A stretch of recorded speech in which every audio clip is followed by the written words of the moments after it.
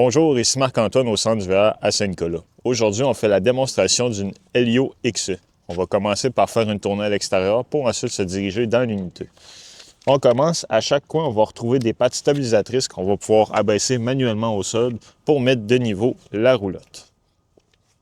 On a une prise de courant extérieure, donc qui va fonctionner lorsque la roulotte est branchée au mur 120 volts. À l'arrière, on a un coffre de rangement. On a la barre qui va servir à abaisser les pattes stabilisatrices. Et ici, on voit le poteau de la table, en fait, pour la mettre à hauteur afin d'avoir une dinette pour manger.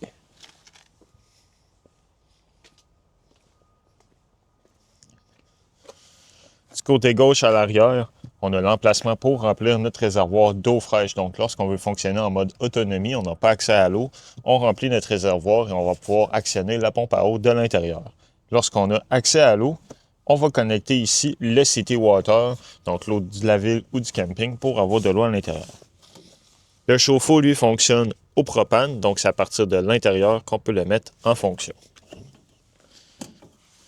Ce qu'on voit ici, c'est la sortie pour la fournaise qui fonctionne au propane.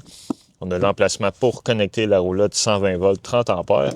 Et juste en dessous, on a une connexion pour connecter un panneau solaire portatif au besoin. Donc, si on veut charger davantage la batterie, on peut connecter un panneau solaire ici. Ce qui est important, c'est qu'il doit avoir un régulateur de courant intégré. On a l'emplacement pour serrer notre tuyau d'égout juste en dessous. Et ici, on a notre système d'égout, donc on va pouvoir connecter lorsqu'on va effectuer la vidange notre tuyau ici. On a une valve noire à la gauche et une grise à la droite. On va toujours commencer par ouvrir la valve noire en premier, qui est l'eau de la toilette. Quand c'est vide, on va rincer notre tuyauterie avec nos eaux grises, qui est l'eau de l'évier et de la douche.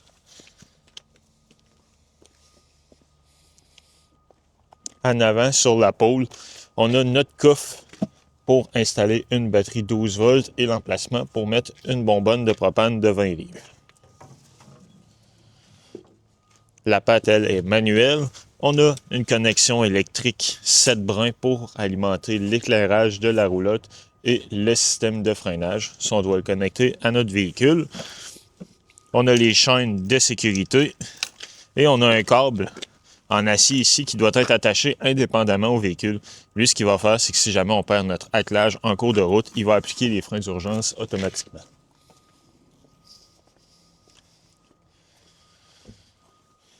À l'intérieur, ce qu'on voit à l'entrée, c'est notre détecteur de monoxyde de carbone.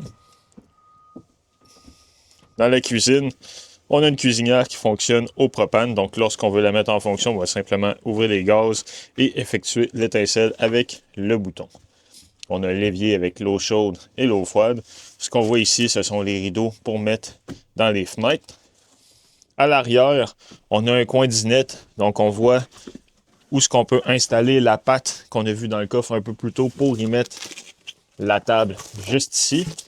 Lorsqu'on veut se servir pour avoir un lit, on va simplement venir déposer la table à son emplacement dans l'appui. On va pouvoir repositionner les coussins par-dessus pour avoir un lit complet. Ce qu'on voit ici, c'est la sortie pour la fournaise qui fonctionne au propane, donc pour le chauffage. On a le panneau de breaker qui est là. Donc, on a la partie qui gère le 120 volts avec les breakers à la gauche et le 12 volts avec les fusibles à la droite. Quand il y en a une qui va être défectueuse, il y a une lumière rouge qui va s'allumer à côté de celle-ci. On a prise de courant 120 volts. Le coupe-circuit principal, donc le breaker, pour couper complètement le courant 12 volts de la batterie. Donc, lorsqu'on utilise la roulotte, on va le mettre à on et lorsqu'on va remiser celle-ci, pour éviter les pertes de courant, on va le mettre à off. De l'autre côté, on a prise USB et 12 volts. En haut, on a un micro-ondes conventionnel comme on a à la maison. Lui fonctionne sur le 120 volts. On a un moniteur ici pour la gestion de nos eaux. Donc, on va voir le niveau de nos réservoirs d'eau grise, eau noire, eau fraîche et de la batterie. L'interrupteur pour mettre la pompe à eau en fonction. On va recommander, lorsqu'on se sert de la pompe pour utiliser l'eau, de l'éteindre quand on a fini de s'en servir. L'interrupteur pour mettre le chauffe-eau en fonction, donc on va le mettre à on. Quand il va y avoir une flamme à l'extérieur pour chauffer l'eau, la lumière ici va être rouge. le thermostat pour le chauffage. Donc, on va simplement tourner la roulette à la température voulue pour mettre le système de chauffage en fonction.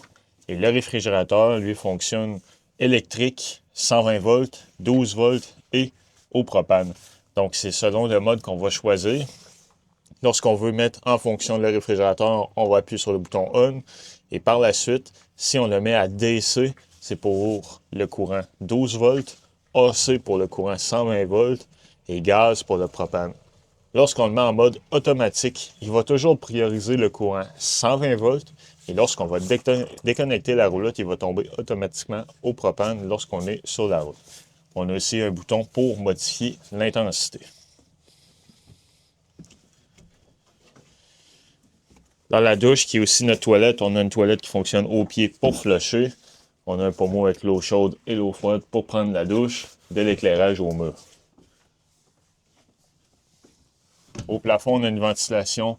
Donc, on vient ouvrir manuellement la trappe et par la suite, on peut partir le fan. On a 4 vitesses différentes où on peut simplement ouvrir la trappe et laisser le fan à off selon les besoins. À l'avant, même principe. Donc, on a une dinette qu'on peut convertir en lit. On va utiliser la table qu'on va venir appuyer de chaque côté, repositionner les coussins pour avoir un lit supplémentaire. Dans la Helio, il y a une pochette dans laquelle on va retrouver tous les manuels d'utilisateurs des électros, donc réfrigérateur, micro-ondes, tous les systèmes de fonctionnement. Donc, si jamais on a des questions, qu'on veut faire de la programmation, on peut toujours s'y référer. C'est ce qui conclut la démonstration de la Helio. Merci.